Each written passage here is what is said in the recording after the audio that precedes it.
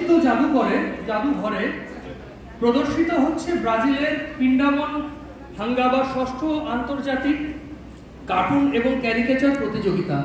সারা বিশ্বের 100 জন শিল্পীকে নিয়ে, এবং আমাদের অত্যন্ত গর্বের বিষয় সেই 100 জনের মধ্যে ভারতবর্ষে যে দুজন ওই প্রতিযোগিতায় ঠাঁই করে নিয়েছেন তাদের একজন হলো আমাদের বাঁকুড়ার গর্ব ডক্টর সায়ন পাল। সায়নের কাছে একটু অন্যভাবে আমরা কমিক্স সম্বন্ধে জানবো। সায়ন, এবারে তোমার মঞ্চ। আজকে কমিক্স আর্টিস্ট এবং চিকিৎসক দুজনের পক্ষে রবীন্দ্রনাথ খুব ভালোভাবে লিখে গেছেন। দেশে দেশে নিন্দে রটে, পদে পদে বিপদ ঘটে। দেশে দেশে নিন্দে রটে, পদে পদে বিপদ ঘটে। উঠে কথা কইলে মোরা উল্টো কথা কই। গুণের মধ্যে কই ভালো মানুষ নই রে মোরা, ভালো মানুষ নই, ভালো মানুষ নই রে মোরা, ভালো মানুষ নই। প্রশ্ন দেখুন, সেটা হচ্ছে কমিক্স কাকে বলে। কমিক্সকে বেসিক্যালি বলা হয় সিকোয়েন্সিয়াল আর্ট, মানে পর্যায়ক্রমিক একটা ছবির সারি যেখানে একটা গল্প বলা। কিন্তু এই কমিক্স কথাটা একটা খুব ভুল কথা, মানে ভুল ধারণা দেয়। ধরে নেওয়া হয় যে কমিক্স মানে বেসিক্যালি একটা চুটকি জাতীয় কোনো একটা জিনিস, যদিও এটা সেরকমই একটা দেখানো হয়েছে, কিন্তু বিশেষ করে কমিক্সের ব্যাখ্যা অনেক বড়। এমন কিছু সাবল রসিকতা থাকবে যেগুলো কিন্তু একটা ম্যাচিওর ব্রেনের পক্ষে পারসিভ করা সম্ভব, বাচ্চার পক্ষে নয়। বাচ্চা কালার দেখবে, আর্ট ফর্ম দেখবে। ওকে, তো কমিক্স বলতে আমরা যেটা বুঝি, এটা যেটা দেখা হয় আমাদের বাংলায় বেশিরভাগ যে কাজগুলো হয়েছে সেটা হচ্ছে স্ল্যাপস্টিক হিউমারের উপর। এরপরে দেখুন, একটা হচ্ছে সাররিয়াল। সাররিয়াল মানে হচ্ছে, আমি যদি আজকে আপনাকে বলি একটা জিরাফ সিংহ শিকার করতে গেছে, এমনি হাসি পাবে, কারণ সেটা কখনো বাস্তবে হয় না। কিন্তু যদি আমি এখন বলি সিংহ একটা জিরাফ শিকার করতে গেছে, সেটা বাস্তবে হতে পারে, সেটা কিন্তু হাসি পাবে না। এটা হচ্ছে উইট।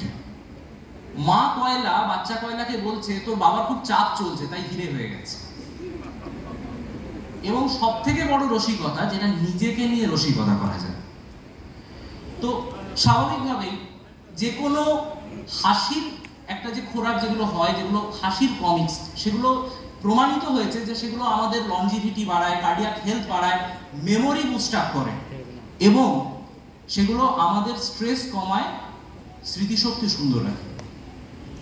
তো কমিক্স অনেক রকম হয়। সুপার হিরো কমিক্স হয়, হিস্ট্রি কমিক্স হয়, মিস্ট্রি কমিক্স হয়। প্রফেসর শঙ্কু অর্থাৎ আমাদের সত্যজিৎ রায়ের কল্পবিজ্ঞান কমিক্স হয়, অ্যাডভেঞ্চার কমিক্স হয়।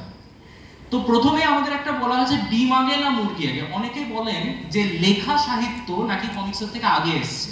আমরা একটু আগে বললাম সিকোয়েন্সিয়াল গ্রাফিক আর্টকে কমিক্স বলে, তাই তো? তাহলে আসুন দেখি। প্রথমে আমি আপনাদের পিরামিডের গভীরে নিয়ে যাই। হায়ারোগ্লিফিক্স, মিশরীয় চিত্রকল্পদ্রুম, সেখানে প্রথম চিত্রের মাধ্যমে বিভিন্ন বর্ণকে বোঝানো হয়েছে। আর একটু আগে নিয়ে যাই, মায়া বা আজটেক সভ্যতায়, সেখানেও দেখুন ছবির মাধ্যমে, একদম সিকোয়েন্সিয়াল গ্রাফিক আর্টের মাধ্যমে তারা নিজের ইতিহাস রক্ষা করে রেখেছে। আমাদের ভারতের অজন্তা ইলোরায় বুদ্ধদেবের বিভিন্ন জীবনীর বিভিন্ন ঘটনা, সেগুলো সিকোয়েন্সিয়াল আর্টের মাধ্যমে করা হয়েছে। কমিক্স তো। আবার দেখুন, আমি আপনাদের নিয়ে যাচ্ছি প্রাগৈতিহাসিক যুগে, ভারতে ভীমবেটকা। সেখানে দেখুন বিভিন্ন সিকোয়েন্সিয়াল গ্রাফিক আর্টের মাধ্যমে তারা তাদের নিজেদের সময়ের যে ঘটনা সেগুলোকে রক্ষা করেছে। তাহলে কি হলো?